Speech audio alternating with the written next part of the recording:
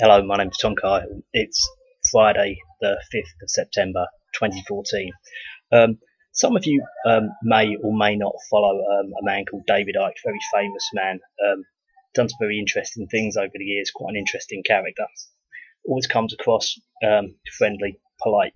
Um, Broadcasting skill seems to be quite good. You know, he seems to be good for TV. He's good at talking. He's similar to me. He can talk and talk and talk, and he's quite engaging. People like to listen to him. And I've got to be honest. I mean, I've never really found him in any. There's not really anything I've ever found dislike about him from what I know of him. Some of the things that he comes out with without any obviously evidence, obviously then that could potentially be something I would puts me off him a bit.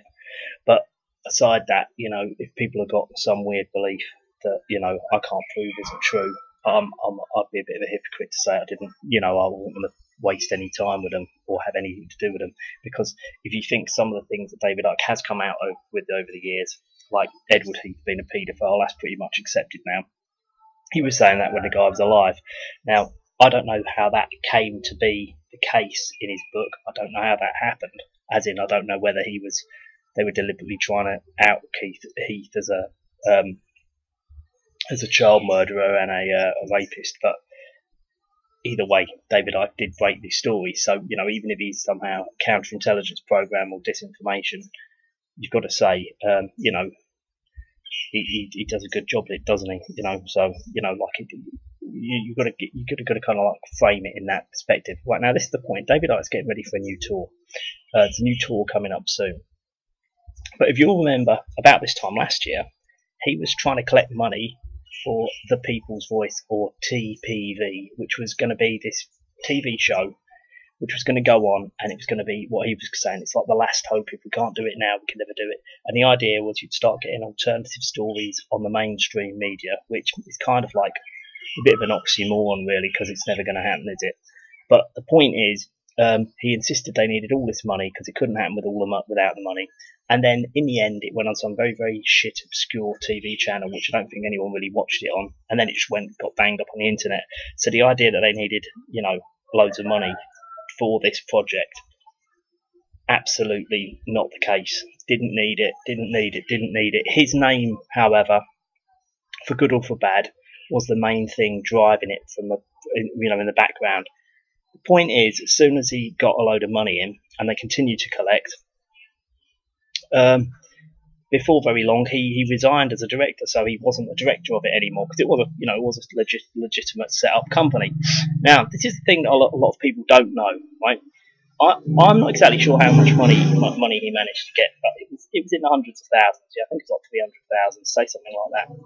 Now, as I said, what most people don't know is they wonder where did the money go, and they think all production costs. They don't really understand, like what do you mean by production costs, and where I think a lot of the money, where I know a lot of the money went, it went on all these pointless ancillary stuff, and it also went on, like hiring out expensive studios, and well, not really expensive studios, but stuff like that. There were these costs, but you see, with these people all being like little divvy spendthrifts, right? These people in the background, they're not the kind of people who just like economise, so they'll be wasting money on all sorts of shit. And considering you're just interviewing people in a room, I mean, I think the most you'd ever need would be about 3 cameras, wouldn't it? But in case they want more than that, they want really fancy ones. But the whole thing is, if you're just interviewing people, it's just it doesn't have to be the same setup as like what Wogan would have had. You know what I mean? It doesn't have to be. So anyway. So I think they were spendthrifts, and they wasted a lot of the money. And the thing is that if David Icke was wasting the money, that would be slightly different. But the point is that these people weren't in the public eye. These were people behind the scenes, and they were doing like things like a producer, for instance. Now, if you're just phoning people up and saying, "Do you want to come in for an interview?" and you've got a camera pointing at them, you've got a camera pointing at you, and you've got a camera sort of pointing at both of you, sort of like a zoomed out one. Well, you could pretty much switch the things on and let it run and edit it out after it yourself if you wanted to. You could do. It's really, really not necessary to have a producer. Now, I also know that they had people basically harassing the people doing the show by like talking down these earpieces to them, saying, "Oh, do this, do that, do the other." So they had people bossing around, what in effect are amateurs who are doing it, but they've got people bossing around, but you never get to see this. So, for instance, I know that. Well, there's a great suspicion that the people who they managed to get into these roles were actually like deliberate subversives, because like there's no question David Icke was getting subverted during the process, and he had these like a lot of creeps hanging around who were just out to subvert him. And I don't think David Icke's the most sharpest tool in the box, so it takes him quite a long time to work out what's going on. He's not like a 2 and 2 equals 4 type person. He takes people as he sees them. So basically, they're employing all these people. I don't think what the basis of their employment is to be. Obviously, they wouldn't be on like yearly pay, I don't think. But the point was, they had like a producer. I think he was a producer anyway. But this guy had said you wouldn't know that you were spending money on this guy. And you had all these other people, all completely and utterly superfluous to requirements. And when you consider most of the people he got on there had like their own guests that they could actually get. So the different presenters of different shows knew lots of these people, and David Icke knew some of them. And the idea that you'd need to sort of like get a kind of agent going around chasing around trying to get people, well, they won't know who the agent is. Do you see what I mean? So it doesn't actually, you wouldn't need that. It's not like if it was Wogan, you know what I mean? It's different.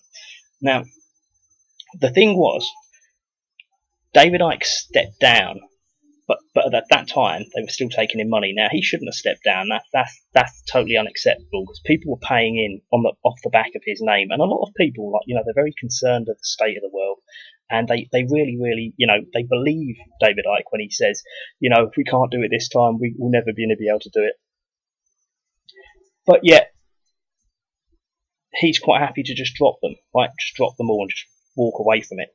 Now, I understand sometimes you have to walk away from things, but the point is, walking away from things without giving an explanation, it's all very wrong. It's wrong. Now, maybe he's just a weak character. I've always thought he's not the most strongest character, and I think he's, aside the kind of things he talks about, I know that you've got to take David Icke with a pinch of salt, because I know he talks lots of shit. He just says things. And, like, he doesn't really believe him. He just talks and he hopes no one will pick him up on it. Like, he goes things like, we're infinite consciousness and we're just vibrations, and, don't worry about all these petty little bits and pieces. Now, I know that while he was at the People's Voice, one funny little anecdote, but basically sums him up, is he parked his car on some private land and he got a parking ticket, right? So a bit of private land, somebody gave him a parking ticket. And he went into like a mad panic. And for like the next week, he was wondering about like what he was going to do about it. And in the end, he paid it. So you've got this guy who's apparently standing against the system. You give him a piece of paper saying, "Give me some money," and he will pay it because he gets so scared. So you see, you've got to remember that David Icke has got a very, very, very infantile, easily ridiculed side to him, and it's got nothing to do with lizards. Like you don't even have to go that far to find it. So you've got to realise that he has got a very weak, petty character. He's not this really strong person everybody should be like looking up to as a lead role model. He's not a role model. He might have some interesting stuff he comes out with, but when it comes to, he's all trousers, he's all talk, no trousers. That's what I was going to say. Yeah, he isn't faithful to these things. I remember someone I knew a while ago, Greg Hallett. He was laughing because David Icke had done a YouTube video about how some people had sort of ripped him off some money, and he was like basically crying over this money. And it's like, well, hang on a minute, I thought money didn't matter. Well, you know what I mean. He's a very petty character. This is the truth of it, but that doesn't excuse him, because being petty and a bit of a bullshitter doesn't allow you to just like take money in off the back of your name and then just drop people. Now this is where it gets worse, right? So you've got all these superfluous staff who nobody knows. These aren't people who've I don't really know how he found them. I'm not sure. I haven't been given the details. But the point is, there's this one guy, and you can look him up. You can see pictures of him. If you go onto if you type in Camden's first gay wedding into the internet, right, you'll get this picture of this guy called somebody or another Tabatabai, right? Now this Tabatabai was the guy, I think he was the producer. But the point is, no one really knows how much money he was taking out as the thing was going before it started going downhill, which was very fast. So, you know, he was taking money out. He wasn't doing it for free. He definitely wasn't doing it for free. But at the last sort of time when people could work out how much money was coming in and how much money was going out, right, there was about at least 100 grand in the account, which just disappeared. Right now, I'm something of an expert on how insolvency procedures are used as covers for financial crime, money laundering, you know, fraud, bribery, all that stuff. I know how they're used. Right now, the people's voice on paper had money at the point that they put it into liquidation. Right now, in terms of insolvency procedures, you get different types. Right, you get a liquidation is where you've just got no money left. It's, you know, you wind it the company up. If it's got money in it still, it goes into administration because you kind of keep the company going. You might basically stop doing everything, but you're kind of trying to work out where this money can go and whether the company can be saved. And there's kind of an analysis to see whether the company can be saved or not. And there's a nice butterfly there flying about in the background. You might be able to see what big. Anyway, the point is they stuck it into liquidation and it should have been in administration. Now, I've been in a situation recently where someone stuck something into administration when it should have been in, well, it shouldn't have been in liquidation. It should have actually just got closed down because it's just a crime. But the point is that with this situation here, that doesn't sit well. Now, the insolvency service, people think they're like a regulator. They're not. The insolvency service don't regulate anything. They're one of the easiest things to get things going. So David Icke dropped all these people. He was doing all these kind of like money, what do they call it? Money. What did Alex Jones call it? Money bombs, where they're trying to get like a load of money sent in, and they just go, "Oh, please, pay us money, pay us money." So they're doing all that stuff, right? But this is another thing people don't know in the background, and it comes to this subject, which is like vesting of materials. It's all about like where you kind of, let's say you got a steelworks, and the steelworks is making a bridge for you, right? And you've paid for that bridge, or you've paid for a lot of it, or you've paid for the metal for the bridge, right? And the steelworks going to go into, it's very likely to go into receivership. What you do is what they call vesting of title, which is you go around marking all that steel to say that's not, say, Cleveland Bridge UK's steel, that's our steel. So if anyone comes to like wind the firm up, it's a criminal offence for them to take that because it's not theirs, it's yours. Now, with the TPV, the inverse of this happened. And this is when they're still taking money in. Someone was going around with little stickers saying property of TPV. Or asset of TPV, or TPV asset, that's it, right? So they're going around marking up all of the People's Voice stuff and making it easy to liquidate it. You see what I mean? So, like, you've got this organisation, wouldn't have been going for 6 months, and like after like 2 months, they're already going around sticking these stickers on everything. So the whole thing was a con from the start. Now, I'm definitely not saying that I think David Icke's necessarily involved in this con and he's just stealing. I don't think he would do that anyway. But I'm not saying he isn't. I'm saying I don't think he would do that. But I also don't know one way or the other. So that whole thing was set up as a con from the start, and then you've got these like this Tabatabai creep. He's got in and he's went off with all the money. You see now, well, it would appear so anyway. So juxtaposition this with David Icke's tour. David Icke's getting ready for a new tour now. He's trying to put material together. How dare David Icke go on a tour with all people thinking he's really brilliant, and he's just basically just come out of something where all these same type of people, he's just ripped them off and let someone steal all their money. Then he just walked off and left it. It's a disgrace.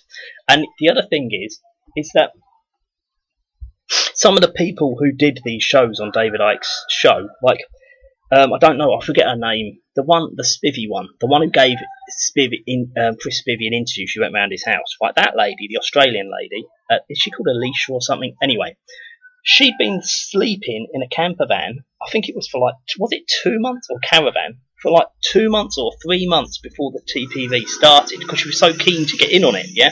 So some of these people were really putting, you know, they were going way beyond the call of like a normal job to accommodate this thing. and he just basically shit on all of them. That's what he did. And there's other people like I think she's the Indian, the doctor one. Is she an Indian or Pakistani or something? Anyway, there's one of these ladies. She's a doctor, so probably she's not probably short of a bit of money. But the point was, they were messing around with the schedule. All these wankers in the background, who David Icke insisted being there, they were all fucking around in the background. As I said, antagonising people, speaking through the intercom when they're talking, interviewing them. They're just pestering them on the intercom. That's pissing them off. And they were doing things like changing the schedule round. So let's say you don't live like really near to where the set is. Like you might be able to get down there for like 12 o'clock or like mid-afternoon. But what they were doing is they would sort of change the schedule around, and they go, "Oh, you need to be there at like 8 o'clock in the morning." Well, it's like, why would you need to be there at 8 o'clock in the morning? It's not live. So you see, what they were doing is they were just trying to destroy any semblance of teamwork there was, and these people were all getting paid, and the other ones weren't getting paid because that Indian woman, she didn't get paid a penny. Yet, because of the fact they were putting the show on in the morning, she had to get a hotel, so she had to stay in London in a hotel to get to the place on time because it would be impossible for her to do it otherwise. And because she's committed to do it, she did it. Now I know from what I hear, she didn't get a single penny. So they've been completely taking advantage of these people, having all these parasites in the background. I'm told Tabatabai is a Jew. Well, it doesn't surprise me. Of course, we've got to put a caveat in there, haven't we? Because of course, in England, it's very difficult to get to work in that type of industry unless you are a Jew. So you can't really discriminate against them because they're Jews. But the point is, is you have to work with Jews. Don't let them steal all the fucking money, do you? Do you know what I mean? David Icke should know this. But as I said, just down to the sort of 50 quid parking ticket he almost started crying over, he has got absolutely no concept of putting what he says into practice. He's a total hypocrite. He is a hypocrite. There's no question. He's a total hypocrite. At best, he's a terrible judge of character who has absolutely zero sense of responsibility. He doesn't have any sense of responsibility. And since that TPV's come off the telly, various ones of the people who've been on it have continued with their own little channels. Like, I believe Windows in the World did quite well on TPV. I believe it was the biggest show, but that's what I'm told by a couple of people. But see, Mark Windows continued to do Windows on the World, and he's just done it off his own back. So his was the biggest show, which got most views, and he's just continued to do it on himself, and he didn't need 300 grand to do it. And he didn't have any Jews whinging in his ear when he's done the continuing shows, and they're just as good as the ones that were on the they're just as good as the ones that were on under the David Icke umbrella. So you see, the whole thing is a massive con. This whole idea that it's over because David Icke's decided to fuck off, it's really, really, really, really bad news. It makes him look extremely bad. And you see, the thing with David Icke, I think he's such a spaced out, kind of weird type character. I mean, I said I quite like it. I do quite like the guy. That's what I would say, from what I know. I think I quite like him. I've never met him or anything. But the point is, he's so compromised, and he never ever comes up with any answers. Like, like why this happened or why that's happened. And this comes down to very simple stuff. This is like money. It's like, let's say you're living in the same house with someone for 2 weeks and you need to go and get some shopping, like you split it down the middle. It's simple stuff. You don't need to start going on about being a fucking vibration. Split it down the middle. If one of you hasn't got any money, the other one might have to pay, but there has to be a reason why you don't pay your share, And this is the same with this David Icke thing. And one of the things that's most disgraceful about it, and I think this is because he knows he won't be able to give an explanation, is he's never sort of come off the air and said, right, I'm really, really grateful to all these people who helped me out, and like, please keep watching them, and occasionally, try to promote these people who've all tried to help him out for free. Now, I didn't even watch it, but like, Icke has this son called something like Gareth Icke or something. Now, apparently he's I know someone who's watched him play football, and he says he's good in goal, like he is good, because he lives on the Isle of Wight, this guy. He says, I've seen David Icke watching his son playing football, because David Icke does generally like football. He's never made a secret of that. He does really like football. But the point is, this this son of his wants to be a musician. This son is just like a sort of more wankery David Icke, and the whole point is he was trying to get him on the show doing all this stuff. And so what he's doing is he's just done absolutely every single thing, which is totally unprofessional. wrong, immoral, and then he's let these Jews steal all the money. And it's just like, David, what do you spend half your time talking about? Jews stealing the money? I know he calls them Zionists, but they are Jews, aren't they? Anyway, my name's Tom Carhill. As I said, my sources of information are mixed and varied. I've had a few people tell me about this subject, because quite a lot of people saw this coming before it even started.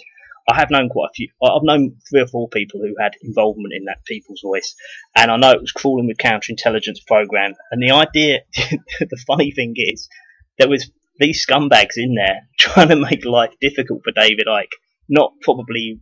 I think it was almost like they kind of doubled up, so they kind of cancelled each other out, because it looked like, it looked like there was a load of people in there just trying to subvert everything. But from the looks of things, if someone's managed to plant a Jew in there and let them steal all the money, and it doesn't look like anything's going to happen to them, you know, it had already been fait complete before these lot had even got in on the act. You know, it wasn't ever going to last. If you're going around stickers on stuff, you know, trying to wind the company up so you can run off with the money,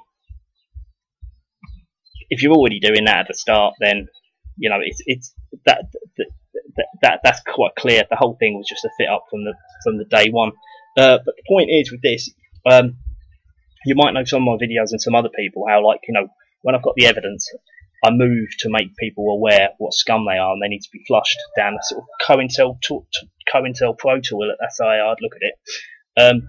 Now, I flushed quite a few people recently, like Chris Bivvy, recently, Ian Puddick. I can explain why he's a wrong one. Michael Dougherty, Bill Maloney, definitely. Maggie Tuttle. There's loads of them. Ben Fellows. He never even needs to get flushed, did he? But everyone, well, I think most people could work out what his game was. But maybe I'll have to do a video on it. But the point is, it's not the same with Icke. Icke needs to explain himself, and hiding and burying his head in the sand and doing another show and trying to pretend that People's Voice disaster didn't happen. We can't let him do that. Even if you're his biggest fan, yeah, and I know a lot of people really like him, even if you're his biggest fan, you've got to see that he has to do something to remedy this, because he's just going to look like a cunt forever otherwise. So what I'm saying is, I'm not saying he's a counterintelligence program. I don't know. I mean, obviously you presume he is, because he's been doing what he has been for so long. Obviously you would assume he is. But there's no evidence. I've never actually found any evidence. And for most of these people, I do find evidence. And I haven't with him. I mean, I know probably at some stage in the future it turns out he is. I'll probably think of all these things that I should have worked out, indicated it. That's normally how it works. But these things, they are hard to detect. And in hindsight, it's a lot easier. Anyway, my name's Tom Carhill. It's Friday, the 5th of September, 2014. I'd like to know what you have to say. David Icke won't like this. Because he doesn't like to explain himself. He gets picked up for talking shit quite regularly by that Gorilla 199 character. But the thing is, he gets on quite well with him. I think it makes it easier. I think it makes it easier when the Gorilla Man brings it up, because he doesn't have to sort of start the conversation. Because as you know, with David Icke, is even when he was in his younger days, when Terry Wogan was taking the piss out of him, David Icke will still answer the questions. You know, it's just that he doesn't seem to. He's not quite brave enough to sort of broach the subject on his own without being pressed. So whether you like David Icke or you don't like David Icke, whether you think David Icke's a COINTELPRO agent or a disinformationist, or you think he's like the best thing since sliced bread with all the interesting things he comes out with. I've never read one of his books, but I've heard they're very interesting. And he's got quite a few of them, by the way, hasn't he? About 10 at least, and they're all really, really big books. Well, you've got to realise he's got to explain himself here. If he doesn't explain himself, you know, it just means he's a low person. There's no like, oh, he's not a low person, just doesn't want to. He's honour bound to do this. Right, thanks a lot. Let me know what you think.